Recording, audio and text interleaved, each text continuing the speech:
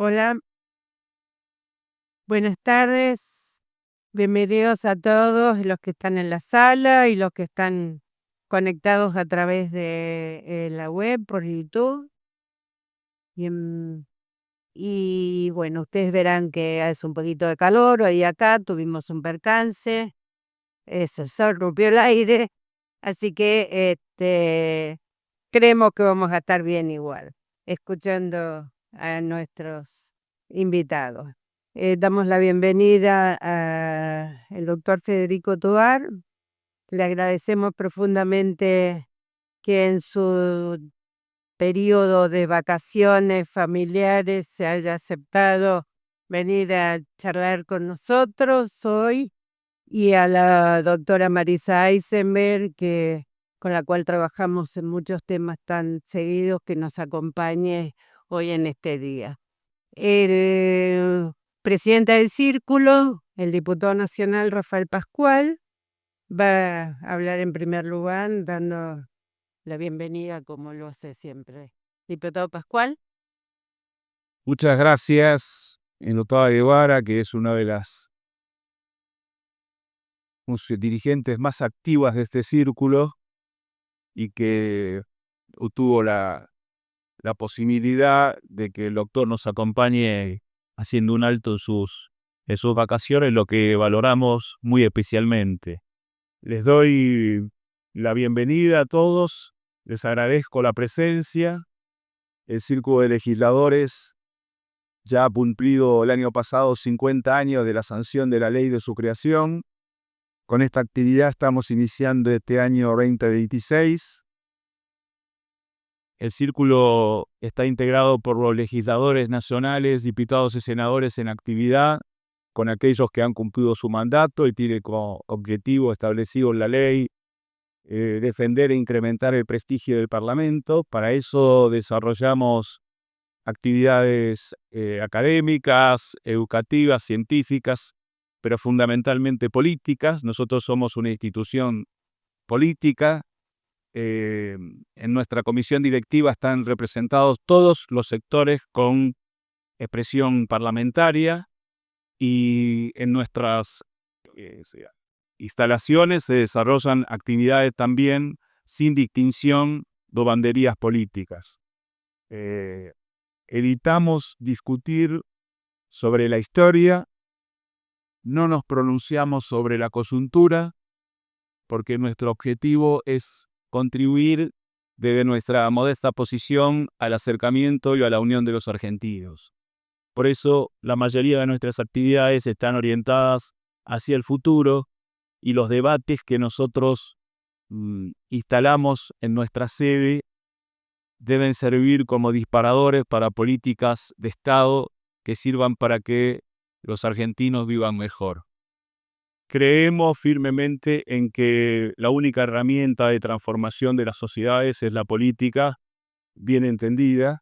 Por eso nuestras actividades tienden a eso, al desarrollo y al fortalecimiento de la política como herramienta de transformación. Así que les doy la bienvenida a todos, les agradezco la presencia. Esta es la casa de todos ustedes, está a disposición para cualquier debate y para cualquier discusión que podamos llevar adelante. Muchas gracias.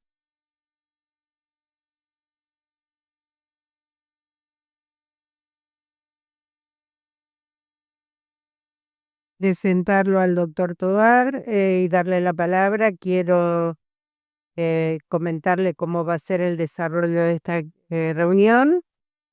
Van a hablar, va a exponer Federico Tovar, y luego vamos a abrir a preguntas y respuestas, y más adelante va a hablar la doctora Eisenberg, sacando conclusiones y haciendo el cierre. A la gente que está conectada a través de YouTube, le pedimos que si van a hacer preguntas, que las escriban claras, cortas y concisas, que nosotros se la voy a leer yo, para que los invitados respondan. Bueno, así que dicho esto, no me queda más que presentarlo al doctor Tovar, a quien conocí allá por el año 2011-2012, le decía hoy, cursando una maestría en mi salud, y él vino, como creo que es profesor invitado en ese momento, y a hablarnos sobre su proyecto o idea de proyecto de seguros de enfermedades de alto costo catastróficas, y que yo le decía que inmediatamente me enamoré de ese proyecto y que aún hoy seguimos esperando que lo podamos concretar en este sistema tan fragmentado, segmentado e inequitativo de salud que tenemos. Creo que sigue siendo una materia pendiente, muy importante, y que seguramente todos juntos podremos algún día alcanzar esta propuesta, ¿no? Como también responderle a esa pregunta que he leído en uno de sus artículos últimos, que disparó esta charla de Federico, ¿no? La pregunta: vamos a ser capaces, le vamos a dejar al mercado, que provea el acceso a medicamentos, o vamos a ser capaces de sellar un pacto entre todos los sectores para proveer justicia sanitaria. Y creo que ese es el espíritu de esta charla. Y bueno, dicho esto, no hablo más, no hay más tiempo.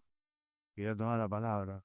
Pero el doctor Federico Tovar es asesor global de financiamiento para el desarrollo del Fondo de Población de las Naciones Unidas. Durante 10 años fue asesor regional en suministros de salud para América Latina. En Argentina implementó el programa Remediar, que falta nos haría. Luego fue consultor internacional para el Banco Mundial, el BID y la OPS en 14 países. Entre sus consultoras en consultorías colaboró, me cuesta mucho ver sin, es decir, luz, en el diseño de la política de regulación de precios de medicamentos en Brasil y Colombia, en la formulación de políticas de provisión de medicamentos en Paraguay, República Dominicana, Honduras y Ecuador, y en la gestión de medicamentos de alto precio para el Fondo Nacional de Recursos del Uruguay y de la CISARRIL de la República Dominicana. Doctor Tovar, te tiene la palabra. Muchas gracias. Agradezco mucho al Círculo de Legisladores y en particular a Cristina Guevara la invitación. Para mí es un honor, y a todos los participantes y a mi amiga Marisa también por venir hoy en esta tarde de calor. La tesis que quiero presentar, a ver si me ayudas pasando. Qué bueno. La tesis que quiero compartir con ustedes me parece que va de la mano de uno de los comentarios que hacía el diputado Pascual, es que el acceso es factible, lograr el acceso a medicamentos es factible y es además asequible. Y acá quiero hacer dos digresiones, si ustedes me permiten. Factible significa que es técnicamente posible. En el lenguaje de Naciones Unidas decimos que contamos con evidencias y lecciones aprendidas de la experiencia internacional que respaldan la toma de decisiones. Asequible significa que no necesitamos presupuestos adicionales para lograr el acceso a medicamentos. Pero, y esta es la parte donde el comentario se aproxima a la apreciación del doctor Pascual, pero el talón de Aquiles de esto es la falta de voluntad política y la falta de viabilidad política. Digamos, voluntad política es el punto de apoyo para comenzar a mover el tema e ingresarlo en la agenda de políticas públicas. Viabilidad política es la alineación de los intereses de los actores atrás de una respuesta. La sostenibilidad, desde mi punto de vista, no es un tema económico, es un tema político. Una política es sostenible cuando el costo político de discontinuarlo es demasiado alto para cualquier autoridad, para cualquier gobierno. La observación, la acotación es, cuando hablo de acceso, no estoy hablando del acceso a todos los medicamentos. Estoy hablando de una forma de acceso particular, es un acceso con selección racional, es un acceso a los medicamentos que impactan sobre la carga de enfermedad. Es decir, los medicamentos que contribuyen a que vivamos más y a que si vivimos más enfermos, lo hagamos con menos discapacidad, digamos. Eso lo medimos a través de una metodología epidemiológica que se llama carga de enfermedad y la unidad de medición es años de vida saludable. Entonces, parto de la definición del profesor Bermúdez, que acceso es el equilibrio, acceso a medicamentos es el equilibrio entre la oferta disponible de medicamentos en un estado, en una determinada situación y país, y las necesidades de salud de la población. Y ustedes saben que producimos salud en la intersección de tres conjuntos. Cuando estamos hablando de una demanda, de una oferta y de una necesidad. Y en medicamentos tenemos un desafío muy, muy grande. Tenemos mucha oferta de medicamentos que no tienen nada que ver con las necesidades medidas en función de la carga global de enfermedad. Tenemos una demanda de medicamentos que no tiene nada que ver con las enfermedades y tenemos una oferta que no es demandada.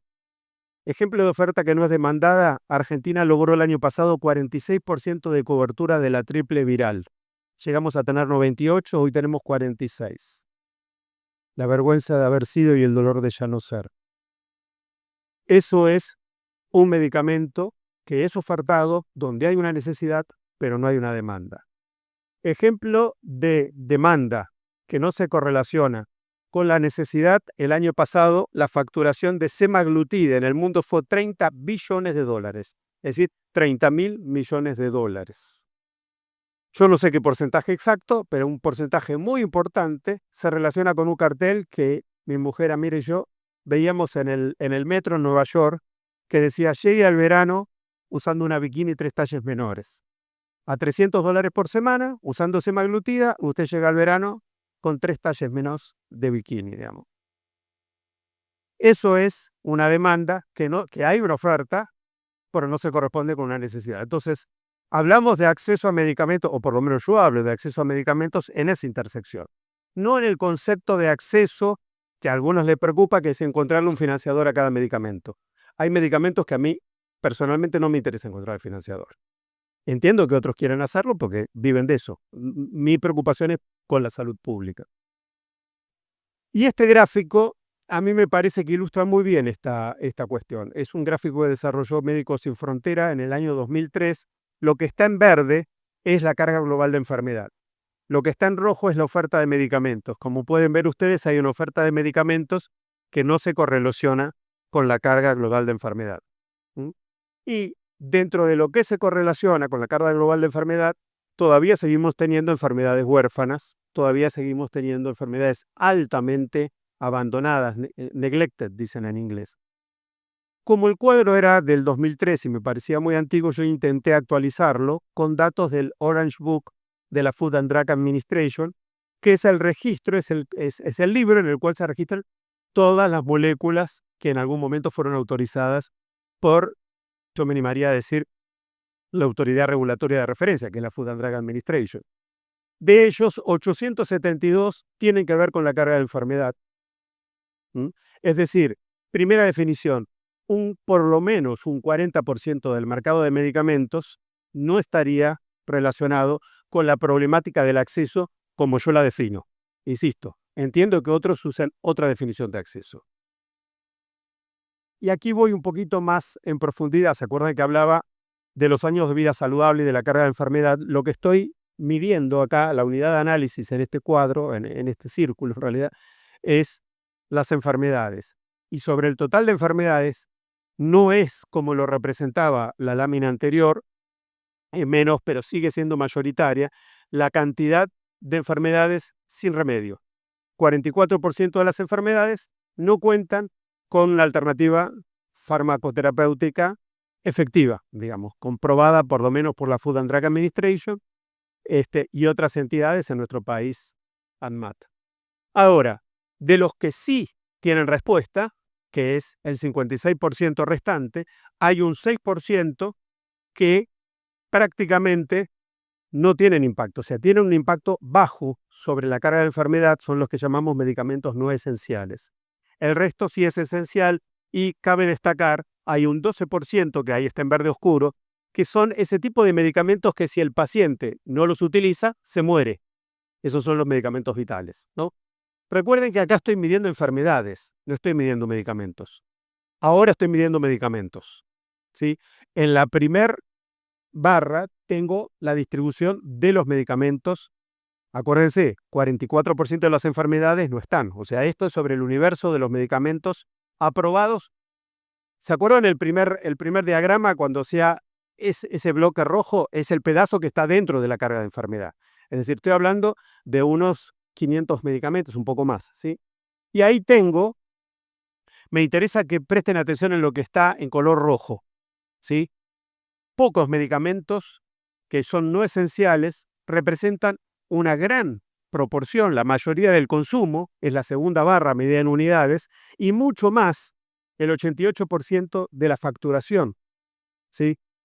Conclusión, solamente el 12% del gasto en medicamentos fíjense, estoy diciendo un gasto que todavía puedo recortar mucho, porque puedo comprar más barato, porque puedo conseguir eficiencia en el uso racional del medicamento, pero solamente cortando lo que está en rojo, ya podría dar respuesta al 12, utilizando el 12% del gasto mundial, o si quieren del gasto nacional de medicamentos, podría dar respuesta a las enfermedades que tienen mayor impacto sobre la carga global de enfermedad. Estoy hablando de alrededor de 500 moléculas o principios activos que representan el 50% de la carga de enfermedad. Es decir, con una porción mínima del presupuesto podríamos dar una respuesta bastante interesante a las necesidades de salud de la población, a nivel mundial, a nivel nacional, a nivel provincial, a nivel municipal, a nivel de una obra social, etc. Pero yo les estaba hablando de cuántos medicamentos y cómo clasificarlos por segmento. Acá los clasifico por dónde deberían ser prescriptos esos medicamentos. Y tengo dos pirámides. Una primer pirámide que en la base lo que estoy midiendo es cuántas enfermedades puedo atacar o a cuántas enfermedades puedo... perdón, se fue, no sé qué pasó. Bueno, yo lo voy contando si vos me podés ayudar. ¿Podés? Ahí está, gracias. Ahí vuelvo yo.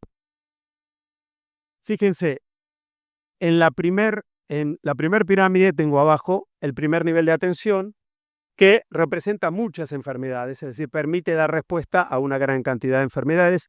Esta es la famosa ecología de la atención médica que todos los que han estudiado salud pública conocen. En el tercer escalón tengo unos pocos medicamentos que responden a muy pocas enfermedades, pero que son mucho más caros, ¿sí? Y en la pirámide invertida lo que estoy midiendo es la cantidad de medicamentos que necesito. Acuérdense que partía de 500 medicamentos vitales y esenciales, ¿sí?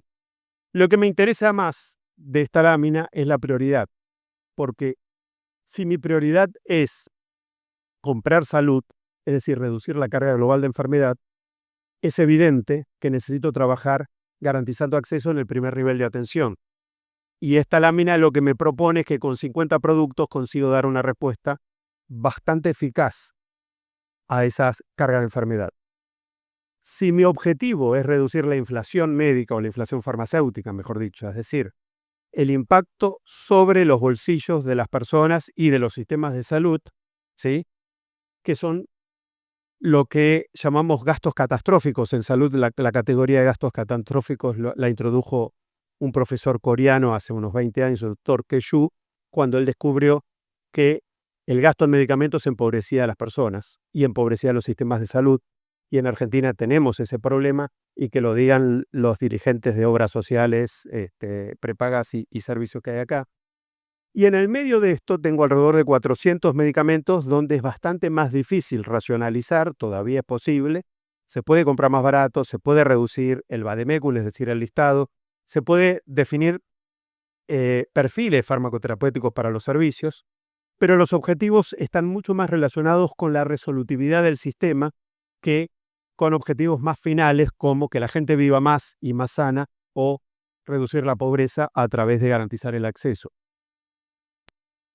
Y este es el principio central que utiliza la OMS y que yo he utilizado en todos los lugares donde he trabajado en el primer nivel de atención. Acá la lámina que les estoy compartiendo es de un ejercicio que hicimos en el modelo de atención intercultural en salud pública de Ecuador en el año 2008 para seleccionar medicamentos en el eje de las abscisas, es decir, en el eje horizontal. Lo que tienen son diferentes medicamentos, diferentes principios activos, digamos. Y en el eje de las ordenadas es el porcentaje de motivos de consulta al cual se consigue dar respuesta. Las barras que están en azul es el porcentaje de prescripciones, es una curva de Pareto, y la barra que está en rojo es el porcentaje de gasto, también es una curva de Pareto. El principio básico, que lo he utilizado en diferentes países, es que con muy pocos medicamentos doy respuesta al 80% de los motivos de consulta en el primer nivel de atención. Por eso es una curva de Pareto. ¿Qué es lo que dice la OMS y las diferentes evaluaciones en general?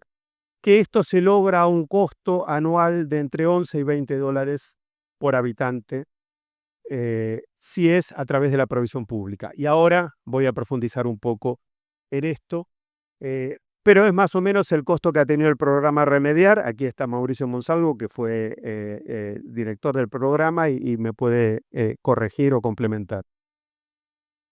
Esto me parece más poderoso todavía. Y esto es lo que le fascinó a la diputada Guevara, es el análisis de los gastos catastróficos. Esta es una última versión que hice yo con datos de la Encuesta Nacional de Gasto de los Hogares del 2018. Lo que representa esa curva es la distribución de los hogares argentinos y en el eje de las abscisas, es decir, en el eje horizontal, están los hogares medidos por decil de ingresos, desde el 10% más pobre hasta el 10% más rico de los argentinos. Y en el eje de las ordenadas está el ingreso de los hogares medido en cuántas veces la línea de pobreza, es decir, cuántas veces la canasta básica percibe ese hogar como ingresos.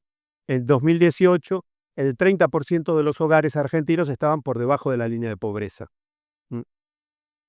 La curva que está en azul es la distribución de los hogares midiendo sus ingresos en función de, como les estoy contando, en función de la línea de pobreza y en función de los deciles de ingresos. Y la línea que está en naranja es cómo quedan esos hogares después de que le descuento el gasto en medicamentos que hacen. Es claro, digamos, me parece que es evidente que cuando la gente gasta en medicamentos se empobrece. En Argentina tenemos casi un 2,5% de los hogares que terminan empobrecidos después de hacer sus erogaciones en medicamentos. El número se duplica cuando son hogares que tienen un adulto mayor. Estoy hablando de 2018, antes de varios recortes que hemos tenido en cobertura. Entonces, y aquí viene la parte donde yo quiero la ayuda del del Círculo de Legisladores. Supongamos que convencemos al gobierno nacional o a los gobiernos provinciales de asumir políticas para promover el acceso a medicamentos. Mi propuesta es que hay 3 caminos para ello. El primero es el Estado proveyendo medicamentos. Proveyendo en servicios médicos, es decir, en los hospitales, en los puestos de salud, en los centros policlínicos, etc. Proveyendo en farmacias públicas, hay hay poquitos países que tienen farmacias públicas, o proveyendo en farmacias privadas. La segunda forma es cuando el Estado no provee, sino que financia, en ese caso es fundamentalmente en farmacias privadas. Y la tercera y más poderosa y más barata forma de promover el acceso es cuando el Estado regula. Y lo digo fuerte. Cuando el Estado regula, cuando el Estado marca la cancha y dirige a los actores. En el sector salud, si el Estado no participa, la gente se enferma, la gente se intoxica, los medicamentos faltan y los medicamentos son bastante más caros de lo que deberían ser. La mano invisible no genera salud, digamos, eso es clarísimo y esto no es un invento mío ni es ideología. No hay ningún economista de la salud que esté formado, no en la escuela austríaca, que esté formado que pueda decir lo contrario. Ahora, el Estado provee, y aquí viene la parte que hago la revisión de las experiencias. Les voy a contar 20 ejemplos muy rápidamente. Por lo menos en esos países que pongo ahí, México, Costa Rica, Uruguay, Chile, Perú y Ecuador, en los últimos 5 años había una probabilidad altísima de que si un paciente consultara en un servicio público de salud y le prescribían un medicamento, salga de ese servicio con el medicamento en la mano. En algún momento en Argentina, mientras existía el programa Remediar, eso también fue una realidad en el primer nivel de atención no hospitalaria, es decir, en lo que nosotros llamamos los CAPS, los Centros de Atención Primaria de la Salud. Hoy no lo puedo poner porque no existe. México hizo un relanzamiento de Remediar, es una versión actualizada, en un programa que se llama Rutas de la Salud, cubren 100 medicamentos, es muy interesante. Costa Rica tiene lo que ellos llaman establecimientos básicos de asistencia integral en salud, donde la cobertura de medicamentos y la dispensación es muy alta. Uruguay ha hecho una reforma de salud hace una década y incorporó, permítanme una digresión, hay unos pocos países de América Latina que en lo que va del siglo resolvieron el problema de la gran fragmentación de la responsabilidad en salud integrando el sistema. ¿Qué es integrar? Para mí, integrar un sistema de salud es que no haya dobles coberturas. Mientras hay dobles coberturas, el sistema no está integrado. Y hay varios países que generaron un seguro público subsidiado, es decir, una obra social para gente que no tiene contribución. Uno de ellos fue Uruguay, probablemente, o para mi gusto, el mejor. Digamos, Uruguay y República Dominicana son reformas de última generación que captan mucho las lecciones aprendidas de otros países. Primero lo hizo Colombia, también lo hizo Chile. De alguna forma también lo ha hecho Perú con el Sistema Integrado de Salud, el SIS. Pero en esos países que están viendo ustedes ahí, hay una alta probabilidad que los pacientes salgan de un servicio público de salud con el medicamento en la mano y sin pagar. En Perú hicieron una cuestión un tanto heterodoxa. Existe algo que ahí yo marqué que se llama Petitorio Nacional Único de Medicamentos Esenciales, y hay medicamentos dentro del petitorio que se dispensan gratis y fuera del petitorio, lo cual desde mi punto de vista es una irracionalidad. Es decir, si yo tengo una lista, la lista tiene que ser única. Pero los que están fuera del petitorio se dispensan con copago, es decir, los servicios públicos cobran por medicamentos no esenciales o no dentro del petitorio, ¿sí? Ecuador ha tenido altibajos, pero hubo, les diría, la primera década de este siglo, Ecuador ha hecho una expansión de las redes de farmacias hospitalarias o institucionales, también en los centros de salud, dentro del Ministerio de Salud Pública, con una expansión impresionante. Luego ha tenido una vuelta atrás. También Uruguay en los últimos años ha tenido una dificultad grande de abastecimiento en el sector público. Hay por lo menos 3 países, pero yo quiero destacar uno, que es República Dominicana, que tienen una red impresionante de farmacias públicas. Farmacias públicas que venden medicamentos a la población a precios un 30 o un 50% inferiores y que a los beneficiarios del seguro público, es decir, del régimen subsidiado, se los entregan gratis, especialmente si son crónicas, ¿sí? Ustedes tienen una idea de la dimensión de República Dominicana, tanto territorial como poblacional. Ellos tienen más de 500 farmacias públicas, le llaman botica de pueblo o farmacia del pueblo, y venden los medicamentos a precios muy baratos. Los anticonceptivos que adquieren a través del Fondo de Población de las Naciones Unidas los venden al costo de adquisición. Esto es normalmente más de un 90% por debajo del precio de venta al público. Digamos, para que se den una idea, si un preservativo cuesta en las farmacias $1, en la farmacia popular cuesta 3 centavos de dólar. Pero hay países que han avanzado también en la provisión de medicamentos financiados por el Estado en farmacias privadas. Lo ha hecho Colombia en el régimen subsidiado dentro de lo que ellos llaman Programa Obligatorio de Salud, es el equivalente al PMO de Argentina. Lo hace España en prácticamente todas las farmacias. Yo no he visto nunca una farmacia en España que no dispense medicamentos del Sistema Nacional de Salud. Las farmacias son comunitarias, ellos les llaman comunitarias, pero son farmacias privadas. Sí, son de propiedad privada, generalmente atendidas por el mismo propietario que es farmacéutico, y el Estado subsidia las recetas del sistema público y además uno puede comprar, yo extranjero, puedo comprar un medicamento sin el subsidio. Les quiero contar algo, estoy participando en un estudio multicéntrico con la Fundación Salud y Fármacos y sobre 61 medicamentos que relevamos en todos, salvo en 3 casos, los medicamentos sin subsidio en España son mucho más baratos que en Argentina. A veces 70-80% más baratos que en Argentina. Sin subsidio. Con subsidio es un chiste. O sea, con subsidio cuestan muchísimo menos que acá. De hecho, la tercera edad no paga por los medicamentos en España. O por lo menos por los esenciales. Pero Brasil, y esta es la parte más interesante, la voy a profundizar, pero Brasil incorporó una política muy exitosa que ellos llaman farmacia popular, que es una red grande de farmacias acreditadas, privadas, que dispensan medicamentos con un copago del gobierno. ¿Sí? Y lo que es más interesante de Brasil es que no es como en España, solamente cuando el paciente viene con la receta del sector público. Porque en Brasil consideraron que esto es asistencia farmacéutica y les parece que esto es importante que genere acceso para todo el mundo. Es decir, que en el fondo el Estado financia, pero también regula, porque genera una oferta muy por debajo del precio de venta al público de los productos de la cartilla, si quieren, del manual farmacéutico, diríamos en Argentina.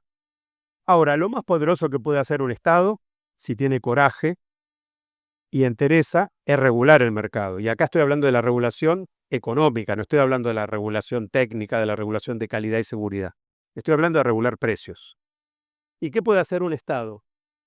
Bueno, puede vender en farmacias públicas o acreditadas. Es el caso de las farmacias del pueblo de Dominicana o del Remedio Popular de Brasil. El Estado regula ofertando a precios más bajos, ¿sí? O también puede promover la competencia genérica. Eso es lo más poderoso, lo más sostenible, es lo más promercado que existe. Es lo más promercado. Es decir, la mano invisible funciona en el mercado de genéricos.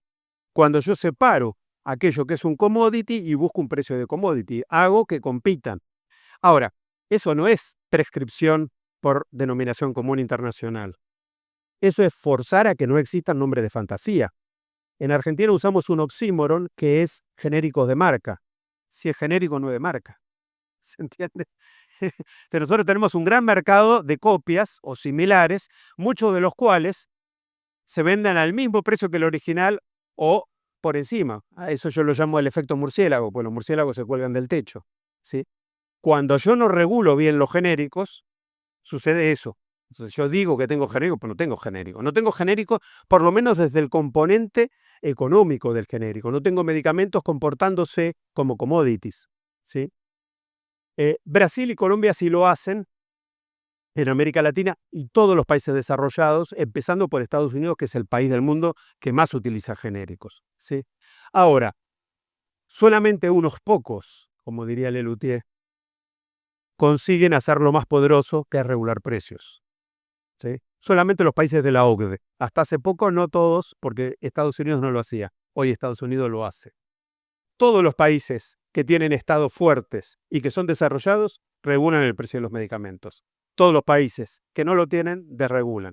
Yo conozco solo 3 países que no son de la OCDE, es decir, de la Organización de Cooperación para el Desarrollo Económico, que regulan precios. Singapur, el país más rico del mundo, alguno debe tener una idea de lo que es Singapur, y un sistema de salud impresionante, pro mercado. Vietnam, un tigre asiático, que tiene una respuesta en salud muy interesante, y Sudáfrica, que a pesar de estar en África, tiene un estado muy activo en salud pública. En el resto, en América Latina tenemos 2 países que pertenecen a la OCDE, que son Brasil y Colombia. En el resto, los precios no se regulan. ¿Y cuál es la forma más correcta y más sostenida? Obviamente, promover genéricos, pero donde los medicamentos son oligopólicos, es decir, donde yo no puedo promover la competencia genérica, fijar el precio por comparación internacional. Eso es lo que la literatura llama efecto pingüino, porque los pingüinos no solamente no vuelan y no tienen los precios por las nubes, sino que caminan mirando a los otros. Entonces, en todos los países de Europa, los precios de los medicamentos son convergentes. En todos los países de América Latina son divergentes. ¿Por qué? Porque no hay una competencia con el efecto pingüino, es decir, promoviendo que el precio en Argentina no sea mayor que en Uruguay o que en Brasil. Si yo consiguiera solamente eso, que el precio de los medicamentos monopólicos en Argentina no fuera mayor al de Uruguay y al de Brasil, conseguiría un ahorro bien significativo. Hicimos un estudio que hoy Cristina lo tenía, que nos daba como que un 40% de ahorro podríamos tener solamente con eso. Hay otras medidas para generar ahorro catastrófico. Bueno, si a mí me permitieran recomendarle a un gobierno nacional o provincial qué hacer, le diría primero, definan qué objetivo quieren. Si el objetivo es conseguir más salud, bueno, hay que hacer una selección por curva de Pareto, como propone la OMS, como hemos hecho muchas veces. Ahí tengo que preguntarle su ideología. Al gobierno nacional actual no le interesaría probablemente proveer en servicios públicos. Por ahí, con suerte, le interesaría proveer, financiar o incentivar en servicios privados. Si la provisión es en servicios públicos, tengo que ver si la compra va a ser centralizada o descentralizada. Hay economías de escala, entonces siempre es posible lograr mejores resultados a través de la compra centralizada. Sin embargo, las economías son mucho mayores cuando están relacionadas con la cantidad de oferentes que tengo que con la cantidad de productos que compro. Es decir, yo logro alguna economía de escala comprando más, pero a veces logro deseconomías de escala. Pero si yo consigo más oferentes, mejora. Entonces, yo si hago una compra internacional, donde hay muchos más oferentes, puedo lograr economías de hasta un 70% sobre una compra nacional. Cuando empezamos el programa Remediar, las compras eran internacionales y los precios de adjudicación eran bastante inferiores. Si la compra es nacional, obviamente el precio de adjudicación es menor que si yo hago un contrato con una droguería de provisión. Hay países que han hecho centrales de compras, es decir, tienen un organismo público que compra y vende, que le vende a los municipios, que le vende a las provincias, que le vende a los hospitales, o incluso en el caso de la CNAS, Central Nacional de Abastecimiento de Chile, hasta le vende a las farmacias privadas. Es decir, hay una empresa pública que compra y vende a precios menores, reduciendo los costos de transacción. Y también está la alternativa de la producción pública. Si la compra es descentralizada, lo más avanzado que hay es el modelo del contrato programa o catálogo electrónico. Tal vez el país de referencia es Brasil, donde existe un sistema de subasta electrónica y luego se establecen proveedores acreditados. Entonces eso permite que cada uno haga su compra, es decir, que las diferentes unidades presupuestarias adquieran sus medicamentos, pero estableciendo un techo de precio, que no existan los problemas que hemos visto en los últimos meses en Argentina de compras públicas con medicamentos con sobreprecios increíbles. Hay países como Colombia que han avanzado mucho en consorcios de compra, consorcios hospitalarios de compra, y hay algo más ambicioso todavía que ha hecho el SECOMISCA, la Secretaría que aglomera la integración centroamericana, que hace compras conjuntas de medicamentos. Es interesante porque el SECOMISCA no es cerrado solamente a Centroamérica. Es decir, si Argentina, Uruguay, Brasil, Chile quieren participar, pueden comprar con ellos y ellos hacen una negociación conjunta y una compra conjunta. Entonces definen un precio único para un catálogo pequeño de medicamentos para un conjunto grande de países. Y está el modelo tradicional que yo llamo sálvese quien pueda, donde cada uno compra al precio que puede, lo que puede, y en general lo que está comprando es mucho más que un producto. Está comprando un servicio financiero porque va a pagar a placé, y también un servicio logístico porque lo que garantiza es que le entreguen cuando él quiere, en donde él quiere. Si el gobierno opta por la provisión privada de medicamentos, es decir, en farmacias privadas hay dos opciones: o pagar por producto o pagar por paciente cubierto, ¿sí? Y ahí tomé 4 ejemplos, ¿sí?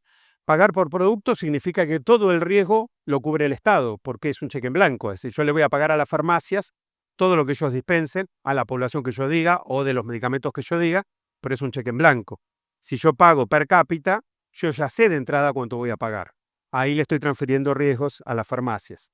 Y en cada uno hay un modelo donde el contrato lo hago con la farmacia o con un intermediario. En Estados Unidos se ha trabajado tanto en Medicare, que es el seguro de los ancianos en Estados Unidos, con contratos intermediarios con pago por producto, como en el Medicaid, que es el seguro subsidiado para los que están por debajo de la línea de pobreza, que es descentralizado a los estados. Existe un sistema que se llama Pharmacy Benefit Management Companies, que es tiene un componente capitado.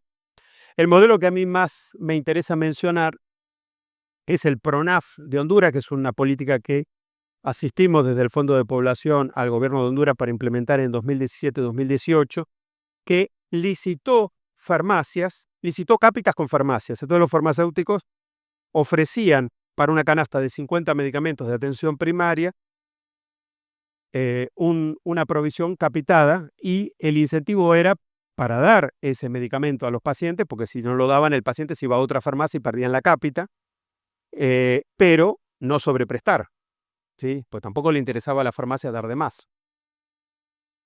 El modelo de Aquitaine Farmacia Popular creo que ya se los comenté, igual voy a profundizar, pero el más interesante es el que ahí está en azul, que se llama Doctor SB o Doctor SB, que es el que acaba de implementar Nayib Bukele en El Salvador, y ahora quiero entrar comentándoles eso.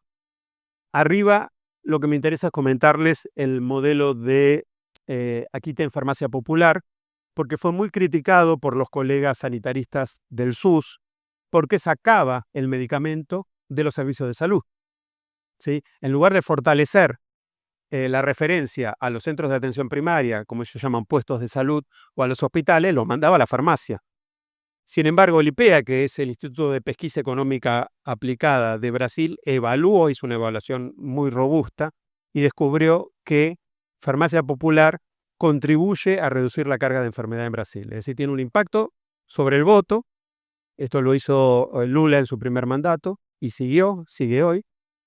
Es decir, es voto efectivo, pero también es costo efectivo, porque mejora la adherencia en enfermedades crónicas, aunque no es barato. Ahí yo hice el cálculo con el presupuesto de 2026. Si yo tomo el presupuesto por la cobertura, el costo por paciente cubierto es entre 40 y 44 dólares, dependiendo de la cotización de dólar que tomemos. O sea, no es, ¿se acuerdan que yo hablaba de entre 11 y 20 dólares? Es decir, no es lo más competitivo, pero tiene un conjunto de ventajas. Ahora, lo más ambicioso es lo que hizo Bukele, porque inventó un programa, se lo compró a Google, 100 millones de dólares pagó. Es un aplicativo que los salvadoreños se bajan en su celular, que tiene los datos del paciente, que lo geolocaliza, es decir, sabe permanentemente dónde está el paciente, y que le permite hacer consultas 24 horas al día, 7 días a la semana. Consultas médicas que se atienden a través de la inteligencia artificial, y con un algoritmo, solamente uno en no sé cuántos, llegan a generar una respuesta de un médico, primero atendiendo a distancia y, si es necesario, en una urgencia, o son derivados a un estudio de laboratorio, una radiografía, etc. Todo eso se administra online a través del aplicativo, mejora mucho la resolutividad y el acceso, drenó muchísimo las listas de espera, las filas en los hospitales, y cuando hay una prescripción, ya la haga la inteligencia artificial o la haga un médico, inmediatamente genera una receta electrónica y le dice al paciente, de acuerdo a donde usted está, en este momento la farmacia donde lo puedo retirar más cercana es esa, está a tantos metros, y usted lo retira gratuitamente, 24 horas al día, los 7 días de la semana. La satisfacción de la población es muy alta con esto. Yo no tengo encuestas, lo que hice fue llamar yo a todos los salvadoreños que conozco.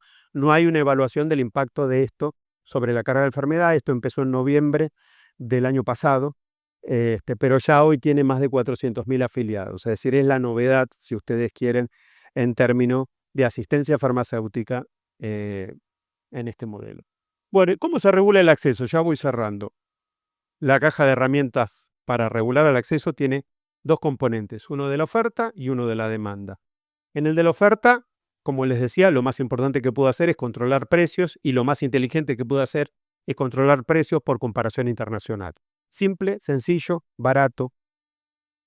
Puedo utilizar todas las flexibilidades de ATPIC, es decir, de la Organización Mundial de Comercio, como importaciones paralelas, licencias compulsorias. La verdad es que eso es jugar al póker. Yo lo he visto decir muchas veces, hacer dos veces lo voy a hacer, porque en general, cuando el Estado dice que va a regular precios, o que va a hacer importaciones paralelas, o que va a quebrar patentes por motivos de salud pública, la industria farmacéutica viene a negociar y contraoferta reducciones de precios, contraoferta congelamientos voluntarios, etc. Mi impresión, y esto no es evidencia, es prejuicio puro, mi impresión es que esas son soluciones que no se sustentan en el tiempo, es decir, que duran un amor de primavera. Lo que se sustenta en el tiempo, y cada vez tenemos más evidencia, son las políticas de promoción de genéricos y fundamentalmente los genéricos de referencia. Cuando se certifica la bioequivalencia, y esto es muy importante, cuando se purga del mercado lo que no es bioequivalente, porque no me alcanza solamente con certificar que este producto es bioequivalente y continuar comercializando este otro. Entonces, es purgar del mercado lo que no es bioequivalente cuando se hace un fast track, es decir, un trámite abreviado y abaratado para el registro de productos genéricos, pero lo que es mucho más importante es cuando el envase es distintivo. Algunos habrán visto los envases en España, los envases en Brasil, que tienen una G grande o una GR, dice genérico de referencia. Es muy claro para la población que ese es un genérico y que el equivalente ANMAT certifica que ese medicamento es equivalente al producto original. Y mucho mejor aún es si además ese genérico de referencia es obligado a comercializarlo a un precio muy inferior al producto original.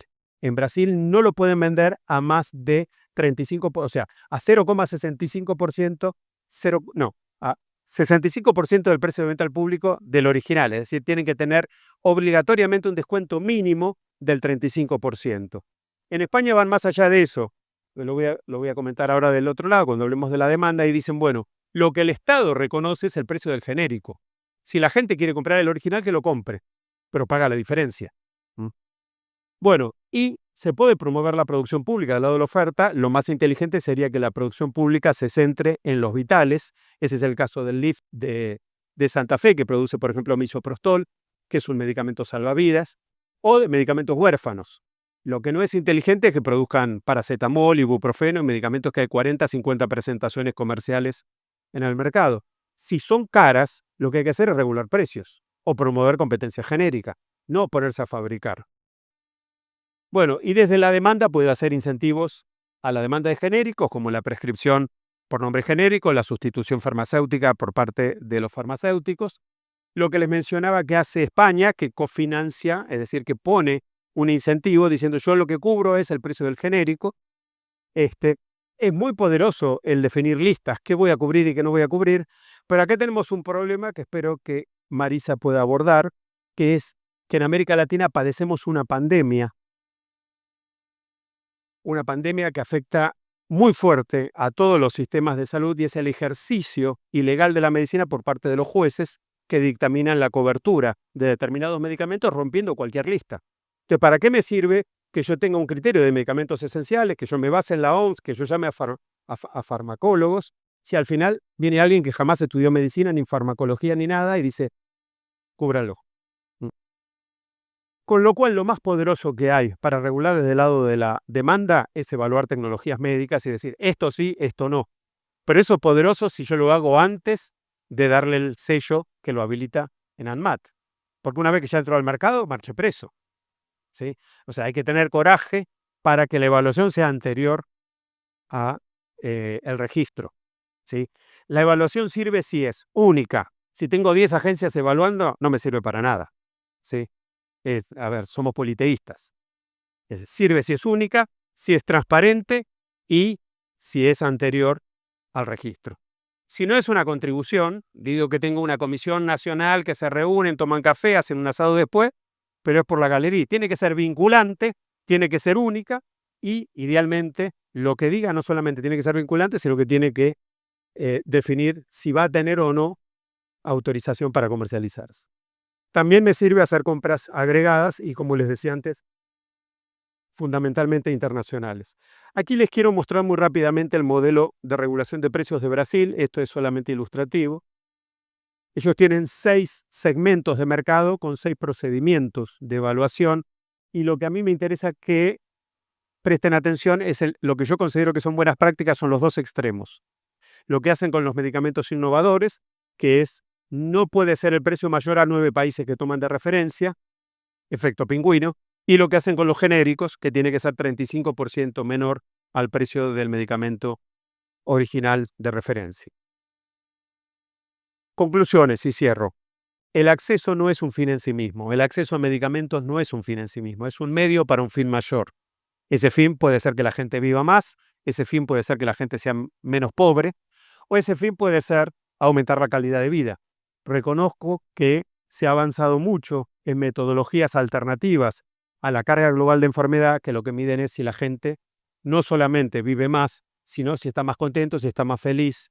Si se implementara un racionamiento centrado en aumentar la calidad de vida, yo tendría cobertura del miloxidil y el finasteride para mi calvicie. Mientras se sigue evaluando con la carga global de enfermedad, ninguna prepaga, ninguna obra social me van a cubrir ese medicamento. Desde mi punto de vista es lo correcto. Es decir, insisto, como cuando comencé, estamos hablando del acceso a los medicamentos que salvan vidas o que me permiten vivir sin discapacidad. Ser calvo puede ser que me haga infeliz, pero no discapacitado. Si el fin es controlar la inflación farmacéutica, es decir, reducir el gasto en medicamentos, tengo 5 herramientas. Regular precios, que decía es lo más poderoso.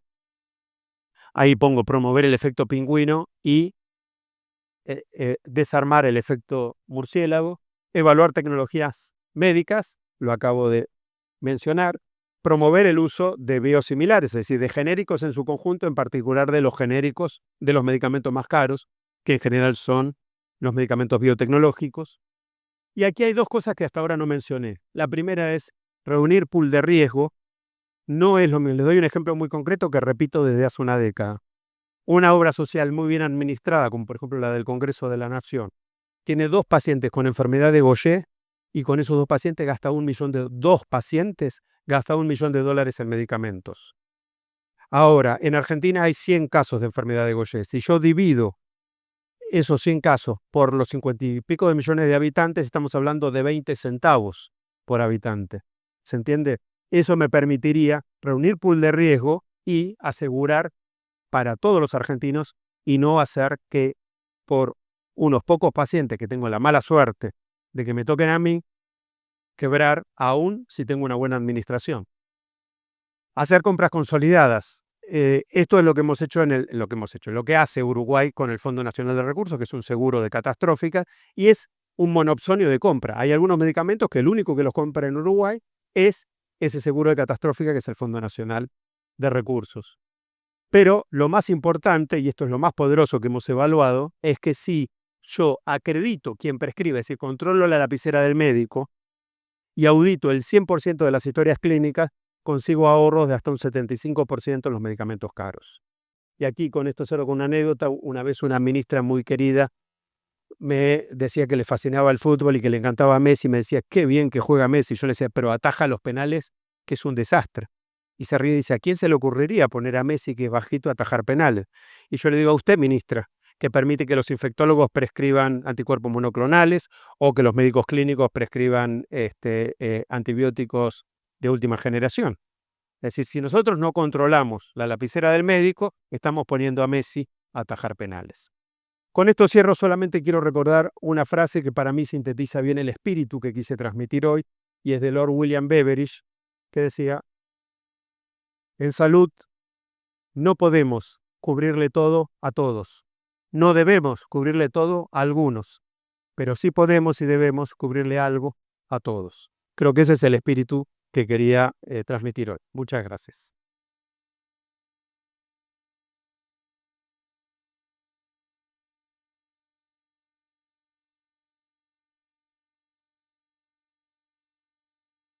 Fascinante. Gracias. Vamos a abrir ahora las preguntas. Mientras alguno pide la palabra y le van a acercar el micrófono de los aquí presentes, voy a hacer de los que están en YouTube. Aguarde, doctor, priguardamos. Va después a usted. Algunos comentarios y una pregunta. El comentario de Claudia Paniza dice: contundente información para tomar decisiones en salud pública. El comentario de el doctor Mario Hugo Guzmán: el problema puntual es la corrupción en las políticas y los laboratorios que empobrecen a las personas. Y la pregunta de un usuario que está conectado y no ha dado su nombre: la información en la gráfica de la curva de Pareto, ¿la han usado en procesos de incidencia? ¿Y cuál ha sido el resultado o decisión? Contestamos,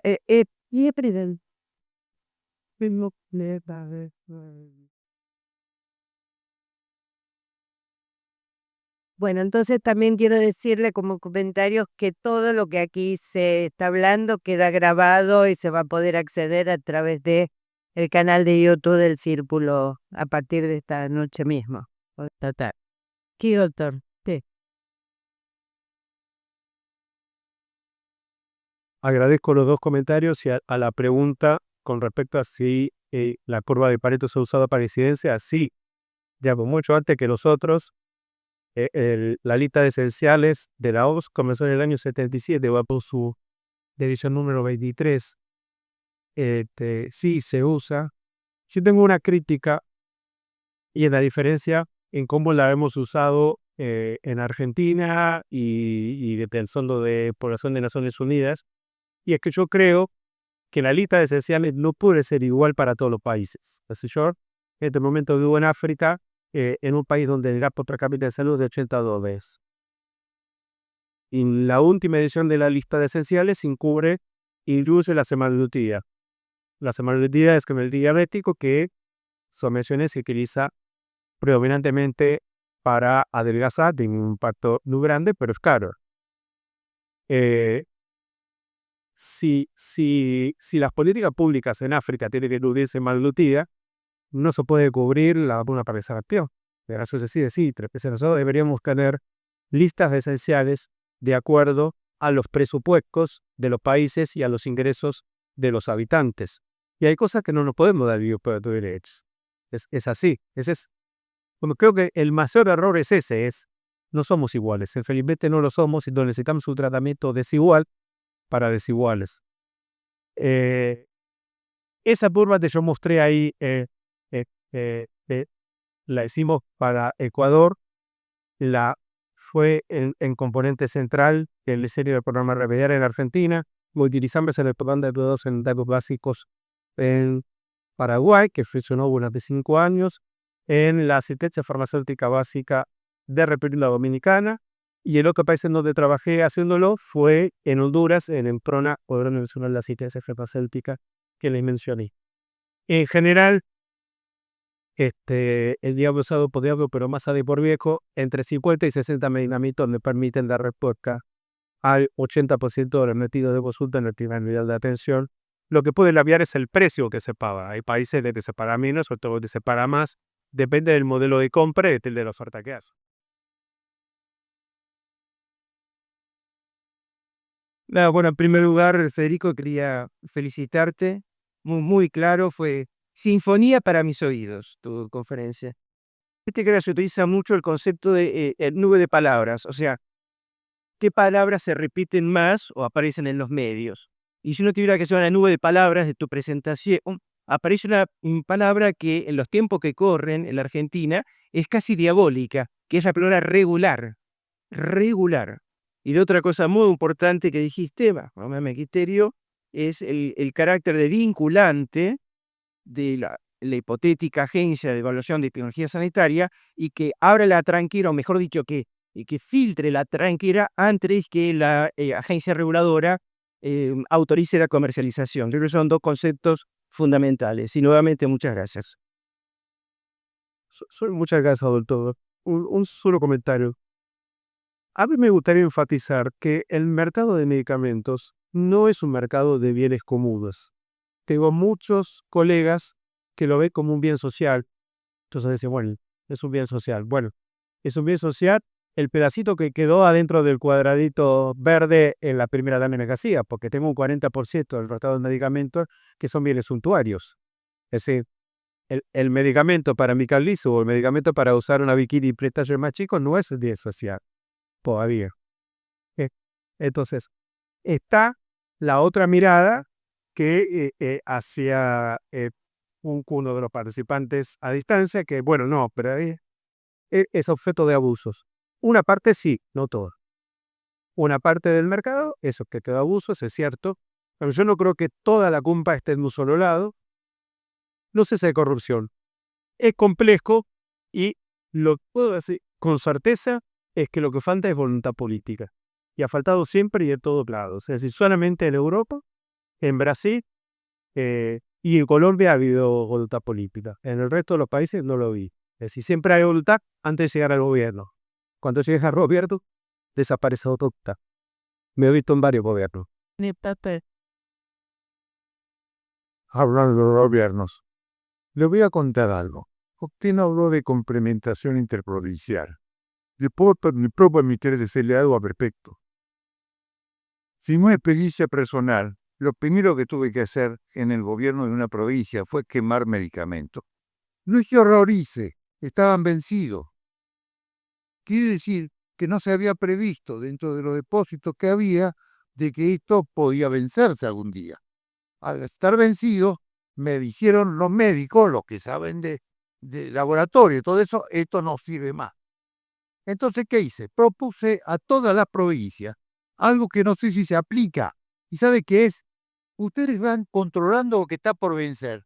Y cuando ven a tantos meses que eso va a vencer, se lo ofrecen a todas las provincias porque ustedes no lo van a optar.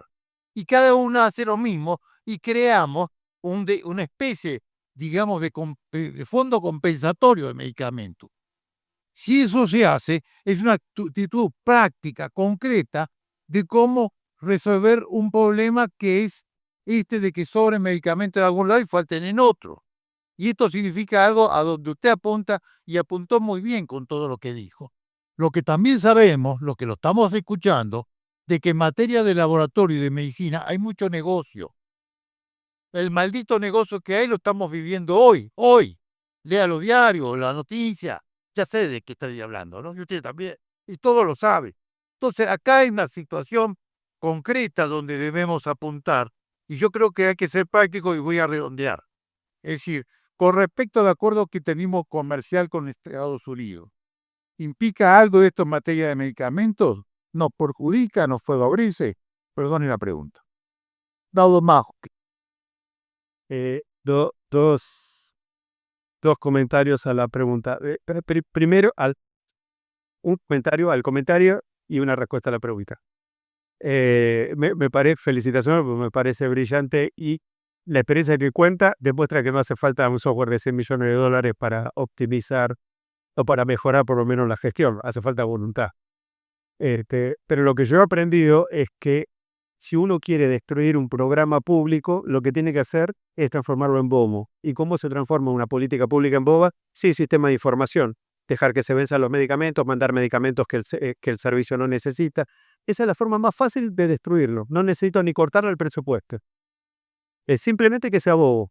Para que funcione es igual que manejar un auto. Si manejar un auto sin mirar el reloj o mirar por el parabrisa, es chocar. Es lo mismo que pasa en la política pública. Y no hace falta un software de $100 millones, que el ejemplo me parece fabuloso, muchas gracias. Con respecto al acuerdo comercial, todavía la letra chica no se conoce, sin embargo, mi inferencia al respecto es que vamos a tener un coletazo mediato, no inmediato. Inmediato yo no veo ninguno, pero mediato sí. En Argentina, como a río revuelto hay ganancia de pescadores, hay medicamentos copias que son bastante más baratos que los originales norteamericanos.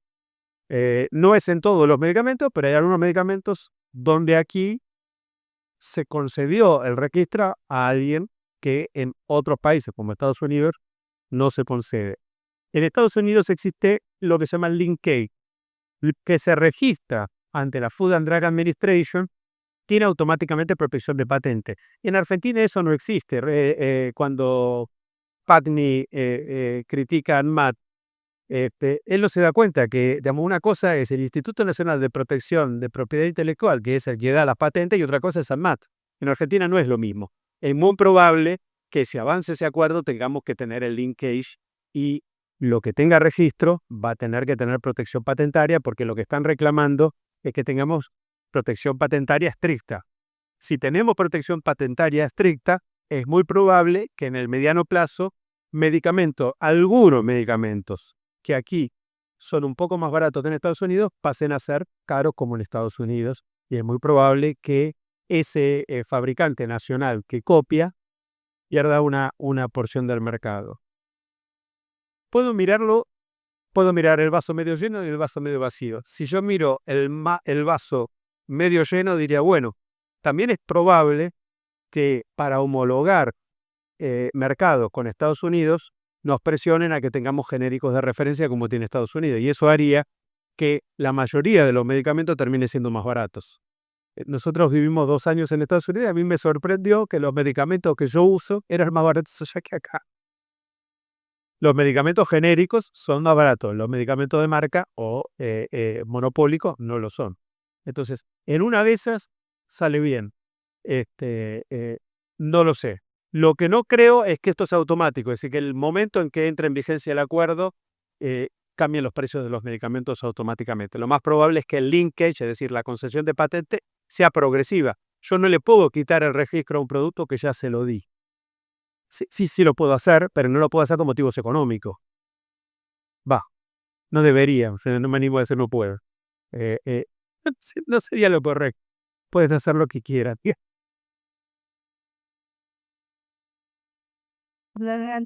Preséntese. ¿Le diste ese micrófono? Sí, sí, soy el doctor Aníbal Reinaldo. Sí, un par de comentarios. En el 2000 yo formé parte del Ministerio de Salud del gobierno de la Rúa con el doctor Bombard. Y una de las tareas que me adjudicó fue estar al frente de la Dirección de Inmunizaciones. Y en aquel momento nos encontramos con una partida que había comprado el gobierno anterior para la hepatitis B y se nos vencía en el corto plazo. Y entonces ahí decidimos introducirla como obligatoria en el calendario. Ellos la habían comprado a cada unidad a $3,95. Nosotros la conseguimos a $0,95 comprándosela a la OPS. Una droga que citaste reiteradamente, la semaglutida. Yo ejerzo activamente la medicina y creo en sus bondades. Nuestro tesorero de Oblera, la obra social muestra, en 4 meses bajó 14 kilos, comprando la Ozempic dinamarquesa a cerca de 700.000 pesos en esa época. Ahora Elia la introdujo a casi la cuarta parte. La receté ayer, la misma concentración, 1 miligramo a 180 paga el usuario y 40 paga PAMI. 80 digamos la persona a la cual se le receta. Está en 140.000 pesos. Y otra preocupación que tengo es cuando le digo al paciente vaya y opte por el genérico, muchos desconfían, digamos, de la bondad en el ejercicio, digamos, lo que es usar el genérico para la determinada enfermedad. Y eso nos cuesta convencerlo de que sí, que se jueguen por el genérico. Entonces ahí habría que crear tal vez alguna política que tenga penetración y que convenza, ¿no? Muchas gracias. El ejemplo que dio usted me parece que explica perfectamente la pregunta del doctor. Ese es uno de los productos que si entra en vigencia el pacto con Estados Unidos se va a encarecer. Ese golpe cuesta $100 y pico y va a pasar a costar 300, 400. En Estados Unidos vale $300. Y con respecto a lo de convencer a la población, lo estudié mucho porque, digamos, fui autor de la ley de prescripción por denominación común internacional. Se logra muchísimo más impacto en población joven. En Alemania han conseguido que los jóvenes sean los grandes activistas progenéricos, pero lo que pasa es que necesita el Estado reconocer que ese producto es genérico. Es decir, mientras el Estado no lo reconoce, estamos haciendo que tenemos un genérico. Ese es el problema. O sea, necesitamos que tenga un sello de referencia dado por ANMAT. Ese es el tema. Fede, acá. Muchas gracias por tu claridad de siempre y coincido absolutamente con las tácticas que planteabas. Quería hacerte una pregunta respecto a un nicho que hoy es muy aprovechado por los laboratorios, que es el de las enfermedades poco frecuentes y que tiene que tener un tratamiento, tanto la evaluación de tecnologías como la política de precios diferente al resto del mercado. ¿Cuál sería tu propuesta en este caso? Bueno, ese es mi berretín. Una vez mi mujer me dijo, no sigas más con ese tema, porque no va para más. La propuesta nuestra y la que mencionaba Cristina al comienzo es hacer un seguro nacional de enfermedades catastróficas, que es lo que ha hecho Uruguay. Un seguro en el cual el Estado cubra al que no tiene obra social ni prepaga, las prepagas aporten una cápita o se le descuenta, no, la prepaga tiene que aportar una cápita y a las obras sociales se le puede descontar. Con ese monto capitado se cubrirían lo que yo mostraba en la pirámide arriba de todo, es decir, alrededor de 50 enfermedades con tecnologías bien evaluadas, de manera que quien tiene la desgracia de tener una de esas enfermedades en Argentina va a tener el mismo tratamiento, con la misma resolutividad, con la misma calidad, con los mismos medicamentos, no importa dónde vive, su credo, etcétera. Digamos, creo que eso sería una solución, sería un óptimo artiano porque ganan los laboratorios, porque tienen un solo frente de negociación, ganan los pacientes porque tienen cobertura, y ganan los aseguradores, porque se sacan eso del PMO, es decir, se sacan eso de su responsabilidad. Las primeras veces que presenté esto, algunos financiadores me decían, no, vos vas a querer empezar por eso y después vas a ir agregando todo hasta llegar a ser un seguro público a la inglesa. La verdad es que yo creo que nadie tiene ganas de tener un síntoma por la inglesa, ni los ingleses. La experiencia de Uruguay y la experiencia de Singapur son muy buenas y, digamos, con diferencia, porque no me acuerdo ahora cómo se llama el régimen que cubre los medicamentos de alto costo en la superintendencia, pero Argentina es más generosa que Uruguay en la cobertura. Es más generosa. Pero yo creo que nosotros podríamos tener un sistema único donde no haya cáncer de rico, cáncer de pobre, hemofilia de ricos, hemofilia de pobres, etcétera. Sí. Lo que no podemos, insisto, es cubrir todo. Estaba comentando antes que ahora apareció una nueva enfermedad, yo, por lo menos para mí, digamos, yo no soy médico, se llama enfermedad de Barf y la Food and Drug Administration acaba de aprobar un medicamento que cuesta $979.000 por paciente año. No puede ser que cada cosa nueva que se invente sea cubierta, digamos. Ese es el concepto que yo entiendo tienen las multinacionales de acceso. Es decir, acceso es buscar a alguien que financie un medicamento que yo tengo, que puede ser buenísimo. Yo no digo que no. El Cerecime, que es el que se utiliza para la enfermedad de Gaucher que yo mencioné, me consta que es excelente. Pero no puedo cubrir todo lo nuevo que aparece porque no hay nada nuevo que aparezca barata. Nada. Todo lo nuevo es más caro. Absolutamente. Hola Federico, ¿cómo estás? Mauricio Mensalvo. No siempre uno tiene alguien que tiene, iba a decir, 35 o 40 años de trayectoria. Viste programas de reforma, programas de fortalecimiento, tercera y cuarta generación probablemente. Y presentas dos golpes de la óptica política. Y si has visto, sobre todo en la discusión legislativa y en la discusión sobre la modificación del marco normativo, algo nuevo bajo el sol que te llame la atención. Muchas modificaciones en las tecnologías de interpretación de políticas públicas, las tecnologías de información, como el caso que comentabas de Bukele, parece como que te pasa por arriba, pero sin embargo que ya la ley 100 de Colombia queda vieja, como que el marco normativo parecería como que necesita me parece que es un ámbito propicio para que digas algo sobre ese punto. Es muy buena la pregunta, Mauricio, gracias. Hasta hace unos 15 años había una bola de cristal que se llamaba World Bank. Todo lo que el World Bank decía, los gobiernos lo escuchaban. De unos 15 años para acá, esa bola de cristal se opacó. Yo creo que la OMS ha ido perdiendo también gravitación, tal vez porque no ha sido tan osada en sus propuestas en los últimos años. Entonces, antes no era tan imprescindible eso porque había un vector de innovaciones, alguien que llamaba la atención. Antes había más préstamos, prácticamente no hay préstamos internacionales en salud ahora.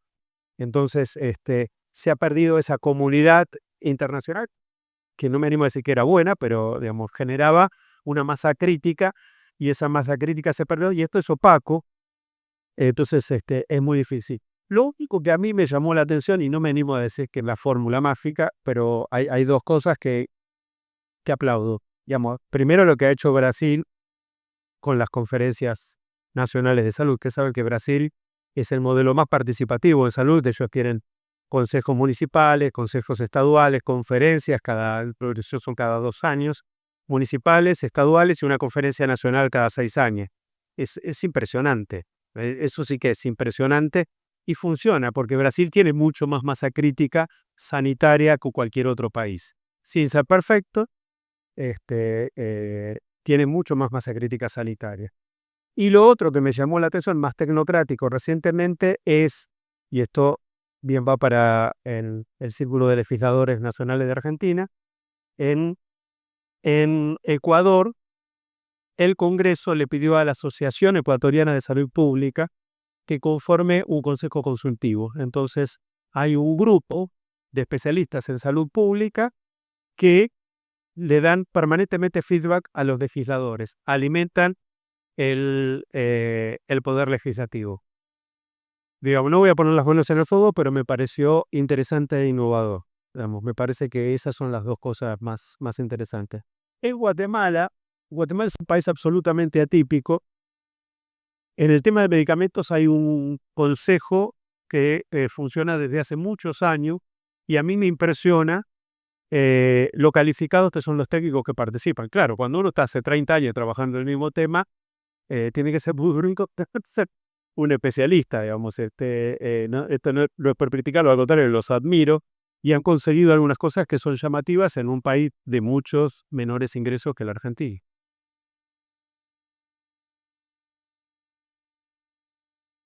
Luego, comentarios en YouTube. Aquí no, nadie más pide la palabra. Bien. Doctor Tovar, excelente y contundente información. Gracias. Formatute contigo. Como que la conoce porque me pareció muy cálido su comentario. Querida compañeras. Comentarios de Mario Hugo Guzmán. Si bien sus estudios realizados en Argentina son de gran nivel, es difícil entrar en el mercado por la oferta y la demanda. También se trabajaría con algunos laboratorios de forma directa. Es una opinión personal, pero me pareció excelente su exposición. Comentario de Luis Alberto Galvalici. Sí, Para analizar la cuestión siempre es de una cuestión moral, de moral pública. Por ejemplo, poder tener genéricos de inteligencia artificial, misma calidad que los de marca.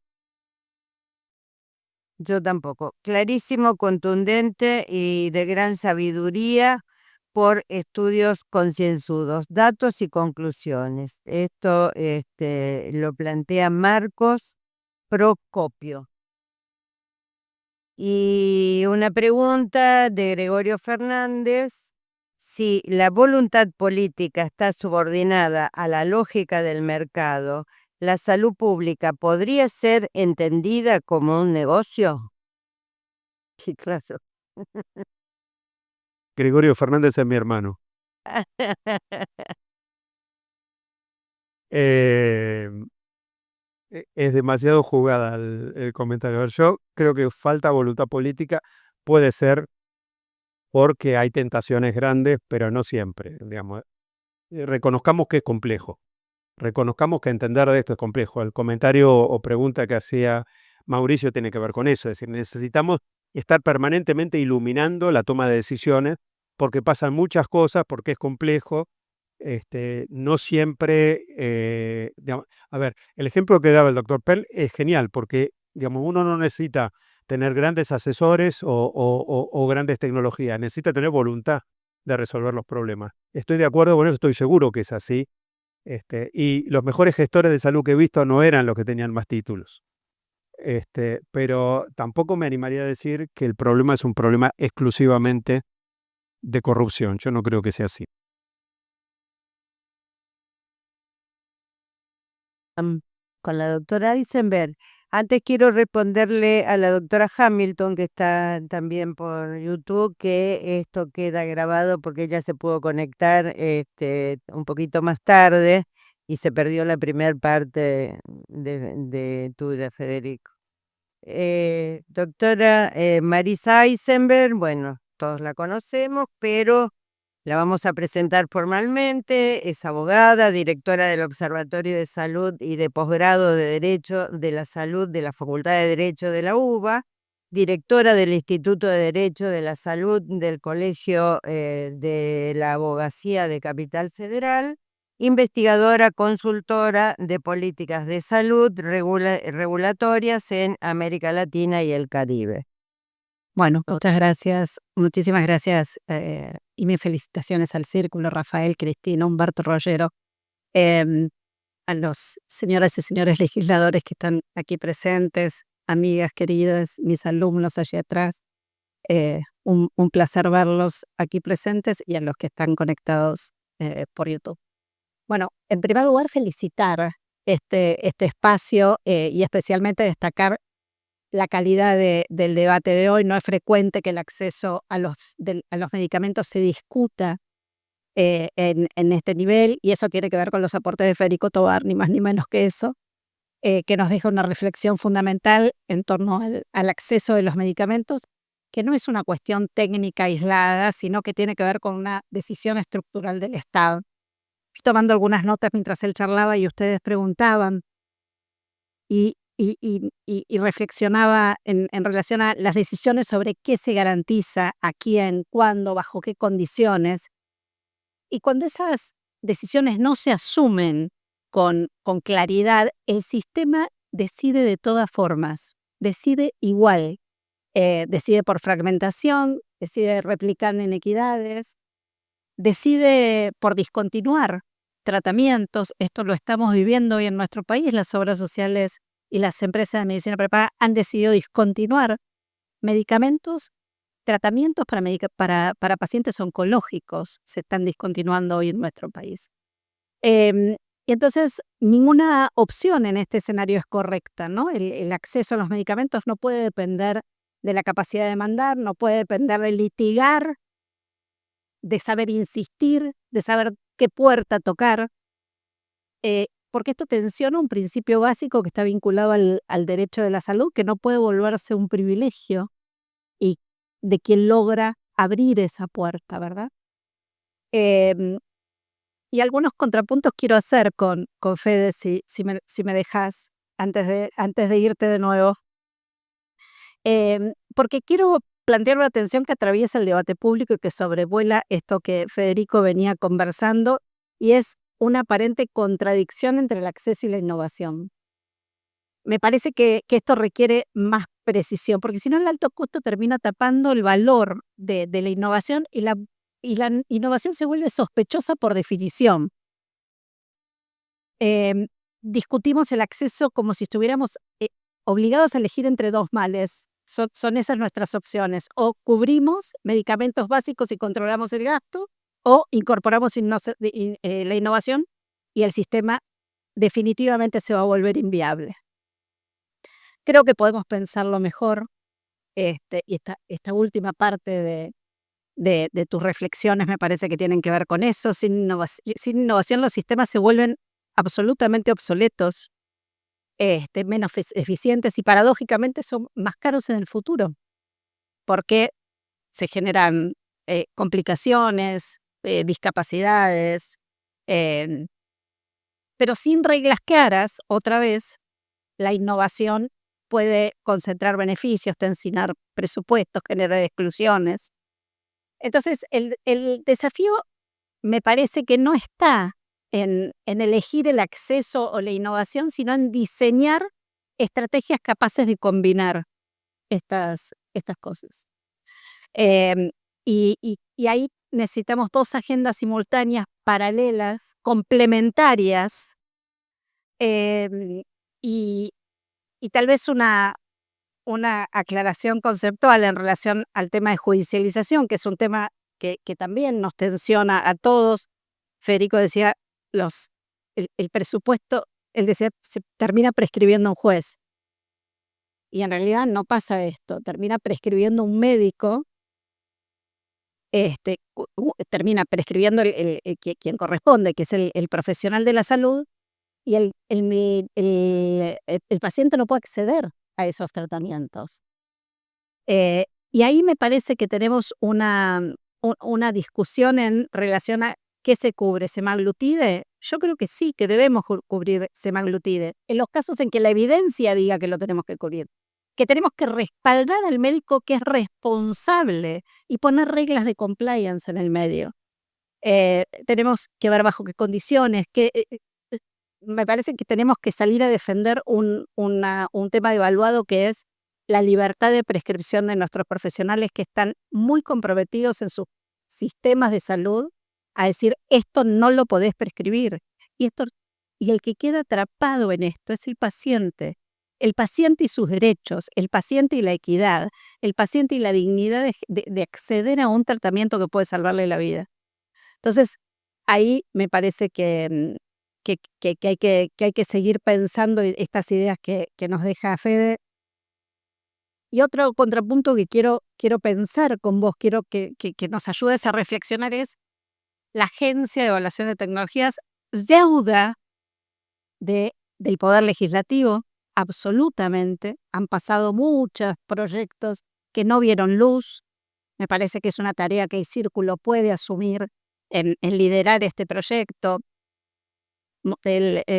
Monsalvo preguntaba qué novedades legislativas hay. Nosotros presentamos, no sé si Verónica Escaro está por allí, pero habíamos presentado un proyecto de comisión de seguimiento de leyes en salud. Lo que no sirve no va. Sí. El problema, tenemos un gravísimo problema con la ley de discapacidad. Por la integración de las cajas, está mal, no es una ley que debe desaparecer. Es una ley que debe ser reformulada. Entonces, ahí me parece que tenemos algunos temas. Y en relación a la evaluación de tecnologías sanitarias y esta deuda pendiente, entiendo y coincido en que debe ser una agencia única, pero no coincido en que debe ser una agencia ex ante y no ex post. Ahí yo creo que el medicamento debe estar autorizado y después discutirse si ese medicamento se cubre o no se cubre.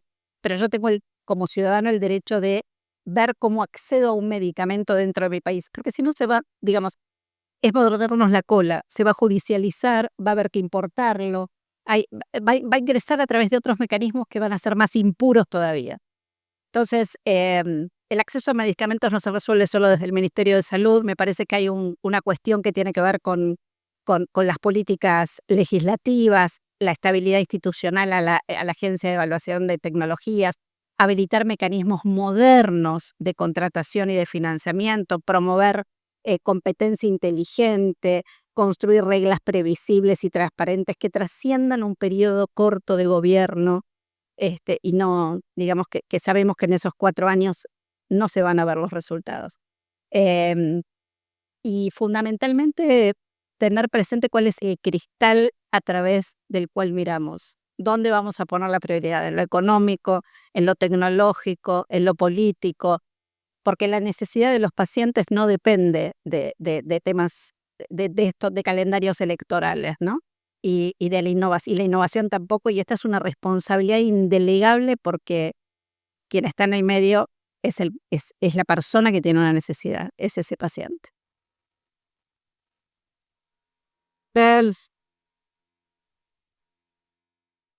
Doctor Tobán, ¿comentario alguno?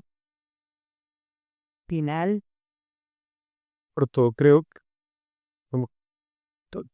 tomo toda la parte de crítica que me corresponde. No, bueno, sí, eso, digamos. Sí, hago un mea culpa y sí, yo tiendo a pensar la innovación como culpable. Insisto, lo que es evidente, absoluto, y eso sí es culpable, no hay innovación barata. No la hay. Todo lo que entra más caro. A veces es mejor, pero entra más caro. Es cierto que si no conseguimos un diálogo racional y constructivo, el que se perjudica es el paciente, lo compro, y me parece, ojalá se pudiera lograr alguna instancia que permita que, por ejemplo, el Congreso discuta, la Agencia de Evaluación de Tecnologías, que las cosas tengan otro tipo de curso, porque en realidad, digamos, yo creo que hace 3 o 4 gobiernos que se viene hablando de una agencia de evaluación de tecnología. Nunca están dadas las condiciones, yo no sé cuáles son las condiciones que nunca están dadas. Bueno, desde los 90. Este, me parece que sí necesitamos esa masa crítica. Es genial que haya una propuesta de una comisión de seguimiento legislativo en salud. Me parece que, bueno, me parece que nos falta eso. Yo lo que puedo aportar es el benchmarking, es decir, el que me lo paso viajando y estudiando otros países, porque digamos, las realidades concretas del locales yo por lo menos no las conozco. Pero sí siento que necesitamos generar masa crítica, sí siento que necesitamos generar músculo y ponernos de acuerdo. Y en ese sentido, una vez más, felicitaciones porque estos son los espacios que hacen falta. Gracias. Gracias, doctor. Antes de despedirlos, primero los invitamos a compartir una bebida fresca y unas empanadas acá en la terraza. Y quiero agradecer profundamente, queremos agradecer con el presidente Pascual la colaboración vamos a hacer en cabeza de nuestro director general, el doctor Matías Mejuto, que es el que dirige acá el conjunto de los empleados, y quiero mencionar especialmente al colaborador que trabaja todos los días conmigo, Gabriel Pomar, y a Diego y al licenciado, ¿cómo es el apellido? Me olvidé, Diego querido, muchísimas gracias, y al Yeri y al diputado Rollero por haber puesto a todo su equipo a disposición. Gracias.